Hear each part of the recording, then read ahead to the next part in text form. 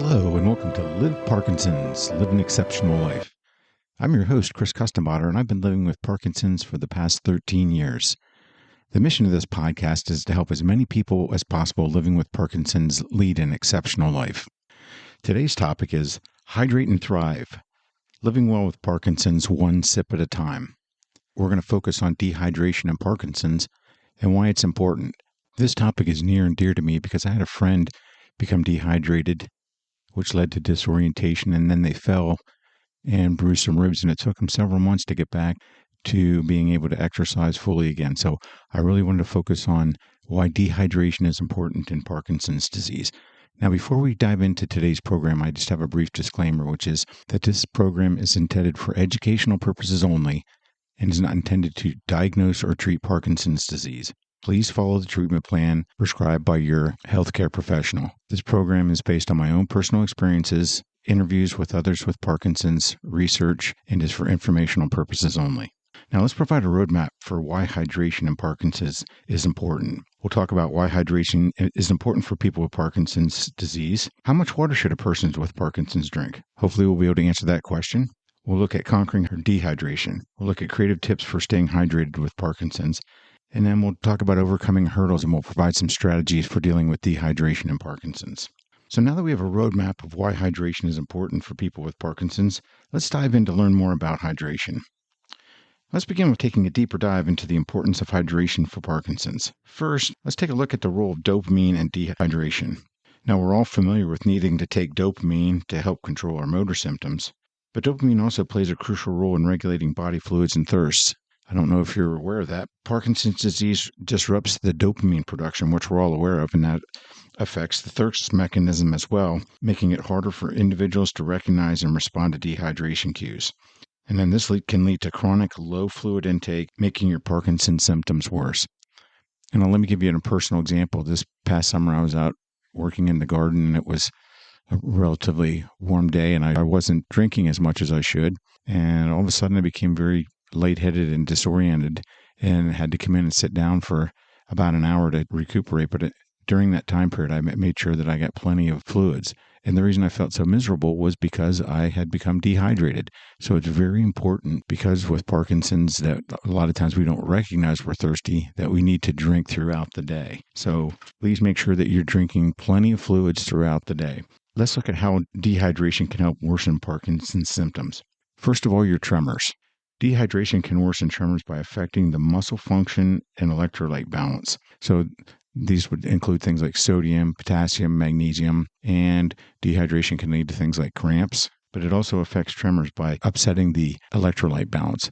So please make sure that you're getting plenty of fluids as well as eating lots of fruits and vegetables to get the proper electrolytes that you need to help with your tremors. Another area it affects is fatigue. Dehydration can cause fatigue, making it harder for individuals with Parkinson's to manage daily activities. When you're not getting enough fluids, your blood thickens up, and it makes it more difficult to move around because your joints aren't lubricated, but it also leads to fatigue. And fatigue is more than just being tired. It's a sense of overwhelming exhaustion. So if you're not getting enough fluids, fatigue is going to be harder to overcome. Stiffness and rigidity. Dehydration can thicken your blood, reducing blood flow to the muscles, which I just mentioned, and worsen stiffness and rigidity. So you want to make sure that you keep well hydrated, so you keep your joints well lubricated so you can exercise, which is a key component of helping reduce all these Parkinson's symptoms that we're talking about, tremors and stiffness and rigidity. Another big one that most people with Parkinson's experience is constipation. Dehydration is a major contributor to constipation. It's a common problem because when you don't get enough water, you don't have enough water in your body. And as your food passes from your stomach to your large intestine is responsible for removing water from your waste. And then that creates hard stools, which makes it difficult to pass, which is constipation. So make sure that to help alleviate constipation, that you're drinking plenty of fluids. Another symptom that dehydration plays a major role in is cognitive decline. Dehydration can affect cognitive function, leading to problems with memory, concentration, and thinking. Now, if you've ever been dehydrated or haven't had enough water, one of the things that you notice is you start to become disoriented. You have trouble remembering things. So it's important that you drink plenty of water to help with cognitive decline or just cognitive function in general. Finally, urinary tract infections are another source of issues with dehydration, because dehydration increases the risk for urinary tract infections, which can be particularly dangerous for people with Parkinson's due to potential for medication interactions. Now, just to give you an example, my wife's grandmother was 97 years old and living by herself, and she started developing urinary tract infections. And one of the things that they caused was disorientation, and she fell several times and therefore had to move into an assisted living facility, which she wasn't happy about because she spent her whole life living independently. So it's very important that you maintain proper hydration levels to help prevent urinary tract infections, because they can be devastating. And then while we're mentioning medication interactions, let's discuss why hydration is important for people with Parkinson's to prevent medication interactions. Some Parkinson's medication, like diuretics, which cause you to pee or get rid of excess water, can promote dehydration as a side effect. And then dehydration can affect the absorption and efficacy of other Parkinson's medications. So if you don't have enough water, it can play a key role in whether your Parkinson's medications are going to be effective or not. So let's look at some additional impacts of dehydration and what they can include, and how they can put stress on the body, potentially compromising your immune system and making you more susceptible to illness. One of the things that dehydration can do is it can lead to low blood pressure, increasing your risk of falls, which, of course, falls can be devastating, and we can cause people to end up in a rehab facility for months at a time, which is something that we want to be able to help prevent. So now that we know the whys of staying hydrated with Parkinson's, let's focus on staying hydrated. Well, there are general recommendations such as you need to drink a minimum of 8 glasses of water or 8-ounce glasses of water a day. There's really no magic number for water intake because each individual has specific needs that may be different from somebody else. I may need more water than someone that has a smaller frame. I happen to be a big person, so I'm going to need more water than someone that maybe weighs 100 pounds less than I do. So what are some of the factors that affect how much fluid we need? Well, the first is activity level. Someone that's active needs more water than someone that's sedentary. Now, if I'm going to the gym every day and working out for 45 minutes to an hour and exercising, I'm going to be sweating. So as I sweat, I'm going to be losing a lot of fluids. So I'm going to need more water than the person that's sitting there watching the morning game shows. The second is climate. If you live in a hot or humid environment, you increase your water loss through sweating. Every time you go out, especially if you live in the South in the summertime, it's very humid and you're going to sweat a lot. And so you're going to sweat out a lot of water. So you need to make up that deficiency through drinking plenty of water and making a conscious effort to drink more water than you think you typically need. Another is medications. Diuretics, which again cause you to pee, they're designed to help get rid of excess water. And some Parkinson's medications can impact your water needs. So make sure that if you're taking a diuretic that you're supplementing your water loss with drinking additional water as well. And then body size and composition. And again, I talked about myself being a larger individual, and I might have a higher muscle mass than some other people. So I'm going to need more water than someone that is smaller and doesn't have as much muscle mass. And then finally, your overall health. Underlying medical conditions might influence your hydration. There are certain diseases out there or medical conditions that cause you to become dehydrated and need to drink more fluids. So you need to be cognizant of that. Now, what are some strategies that we can use to offset these type of issues? Well, the first one is listen to your body. Thirst is a good indicator. Drink when you're thirsty. That's what they always say. But as we mentioned earlier, Parkinson's can affect the responsiveness of letting you know that you're thirsty. So you need to drink plenty of water in the event that you don't feel thirsty. So one of the things that you might want to do is consider drinking water every 2 to 3 hours. That way you're making sure that you're getting the proper fluids that you need. Second thing you can do is consult your doctor.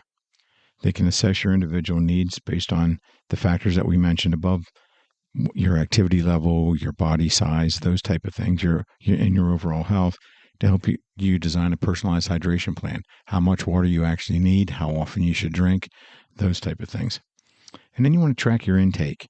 You can use a water tracking app or just, a simple chart, or just make sure that you have a water bottle with you all the time and you're making sure that every 15 minutes, every half hour, you're taking a couple sips or to make sure that you're hydrating well.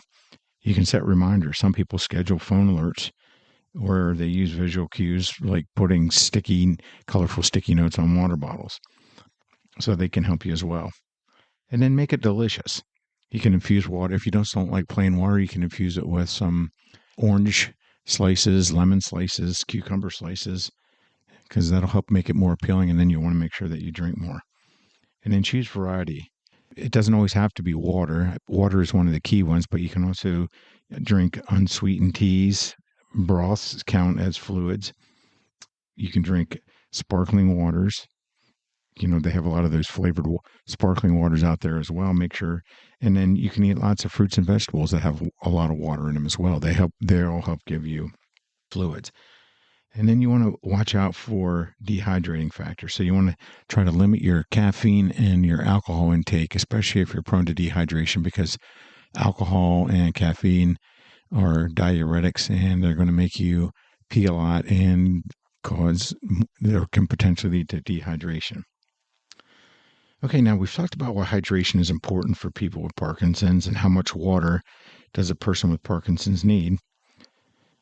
And we gave you some strategies for drinking more water and getting more fluids. Now let's look at some creative ways or some creative tips for staying hydrated with Parkinson's.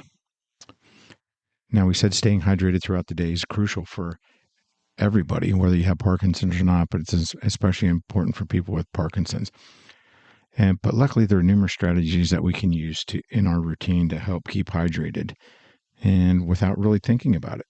So we'll try to be a little creative here, and we'll call the first one the morning munch. You can start your day with a hydrating breakfast. You can have a watermelon smoothie. You can have a cucumber mint salad or eat some oatmeal with berries. Berries have a lot of water in, and they're going to help give you the hydration you need. You can infuse your morning tea with fruits. You can put some lemon in there. You can also put herbs like ginger or mint. And then you can keep a glass of water by your bedside and sip it as you wake up. So you can start the day off on the right foot in terms of hydration. Now, if you're still working or whether you're volunteering, you can invest in a stylish insulated bottle and keep it with you at all times. That way you always make sure that you have water on hand. You can set reminders on your phone to nudge you to take a sip every 20 to 30 minutes. And then you can dedicate your workspace with inspirational quotes or images related to water to keep hydration on the top of your mind. Maybe you have a picture of the beach, or you like to fish, but you have a picture of a running mountain stream. When you see that, you say, that's right, I need to drink more water. And then you can also have some herbal teas or flavored sparkling water around that you can sip throughout the day. And then for those of you that are tech savvy, there's a lot of different tech savvy solutions out there. There's some apps that you can use to personalize your hydration needs based on where you live and your activity level. So you can really get creative with it.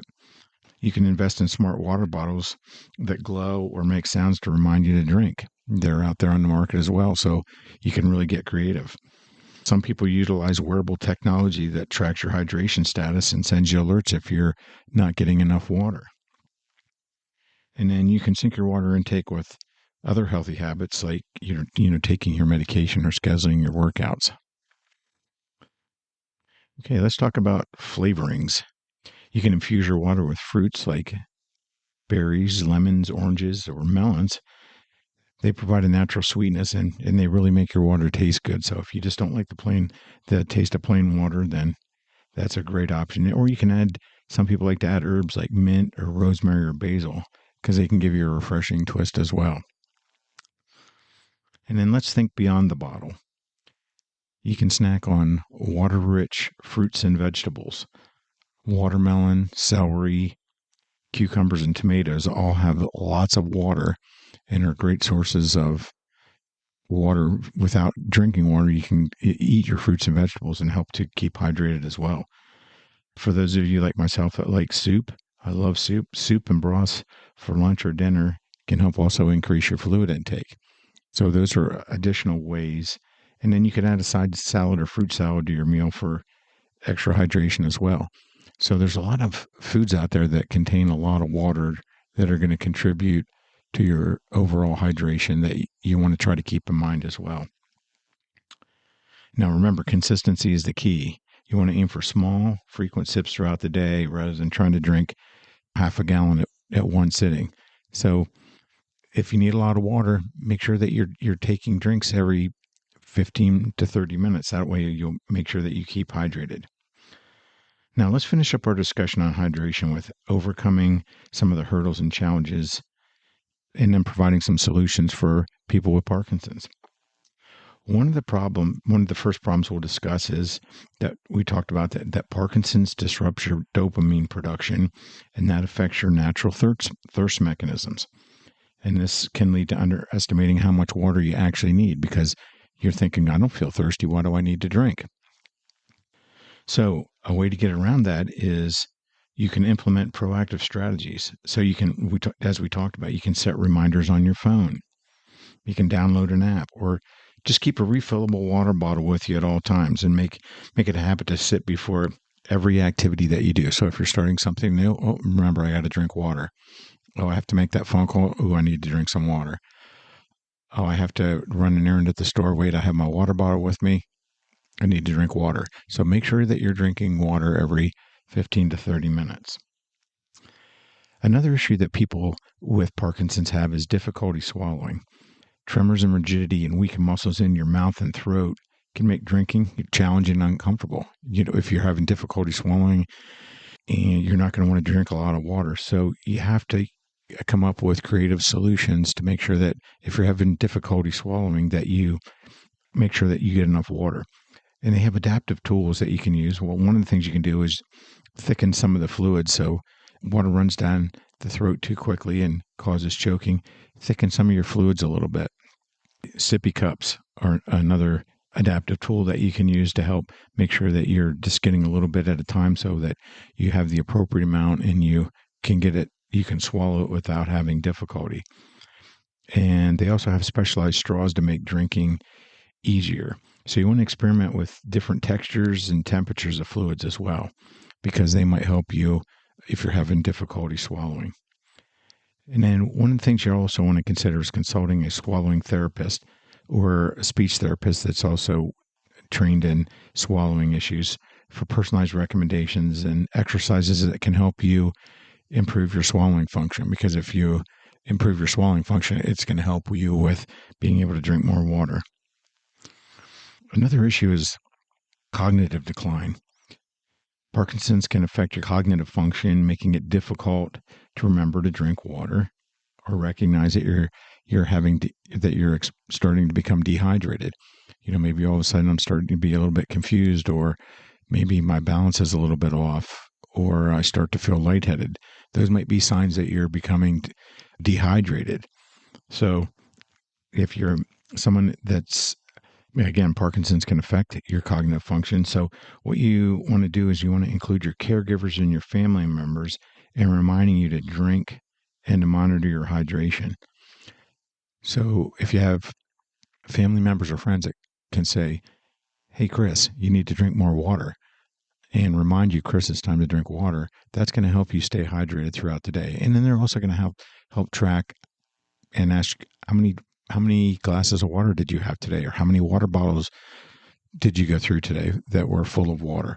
That's going to help you make sure that you stay hydrated as well.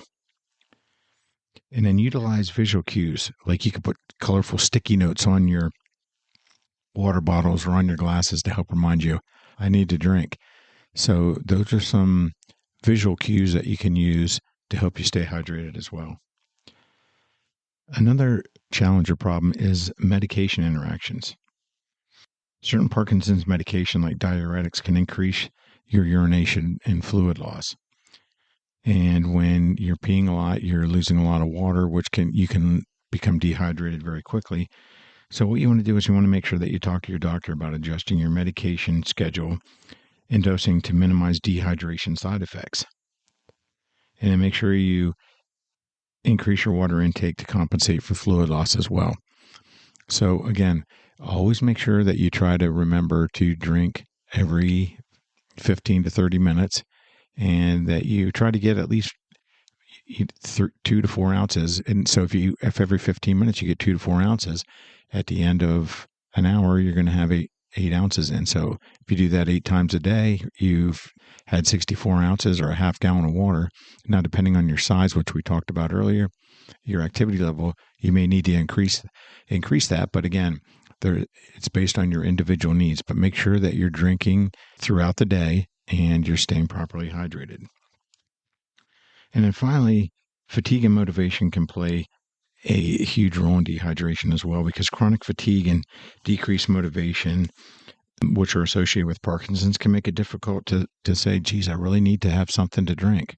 When you're fatigued and you're not motivated, the last thing you want to do is go, I need to go up and get myself a bottle of water, or I need to fill up my water bottle and drink.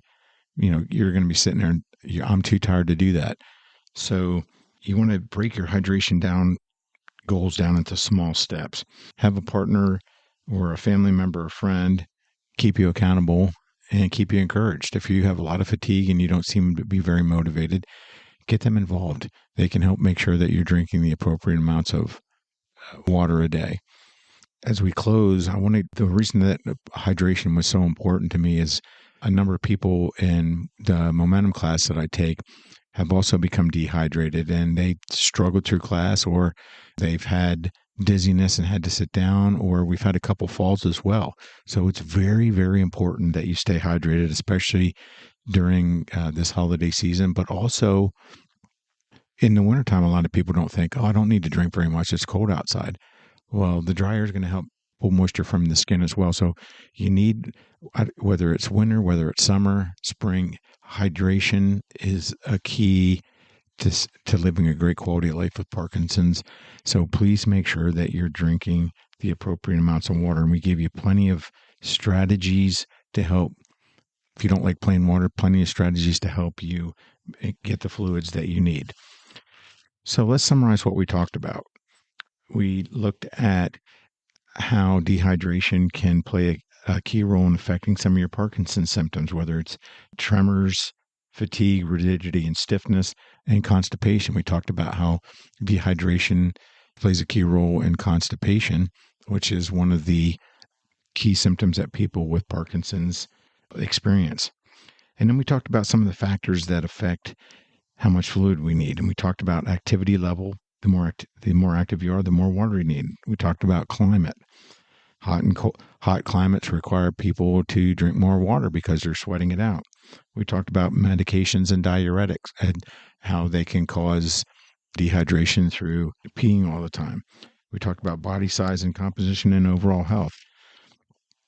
And then we talked about some strategies that we could use to help offset these issues. And we talked about listening to your body, consulting your doctor, and tracking your intake, and then choosing variety. You can choose fruits and vegetables as well to help supplement your water. And then make it delicious, infusing your water with different fruits or putting cucumber or different herbs in there as well. And then we talked about some different tech-savvy solutions where you can use apps and water bottles that go off or glow and give you reminders that you need to drink. And then finally, we talked about overcoming some of the problems with people with Parkinson's have with not getting enough water. And we talked about the lack of the thirst mechanism and the need to drink. We talked about difficulty swallowing, cognitive decline, and then talking to your doctor about any medication interactions that you may have. So as I close this podcast, again, I want to reiterate the need for people to stay hydrated. And if you stay hydrated, you're going to lead a great quality of life because it's going to help you feel good. It's going to keep you energized, and you're going to want to go out and exercise, which is one of the key drivers to helping you live a great quality of life. So please make sure that you stay hydrated. And as I close, I'd also ask you that you visit liveparkinsons.com and sign up for the free monthly newsletter. There's lots of information on there. And again, if you're interested in the 4 strategies that I've used to help me lead an exceptional life with Parkinson's, my book is available. It's called on Amazon. It's Spectacular Life, 4 Essential Strategies for Living with Parkinson's, My Journey to Happiness. And as I close, I'd also like you to visit podinbox.com/liveparkinson's. And there's an area there where you can leave your comments or questions, and I'd be happy to hear from you. And I'll make sure that I respond to any messages that you leave. But I'd love to hear your thoughts, things that you'd like to hear in future podcasts. And I thank you for listening to this podcast, and thank you for being a part of the audience and making this a great community where we can all learn from each other and live great quality of life with Parkinson's disease. Thanks again.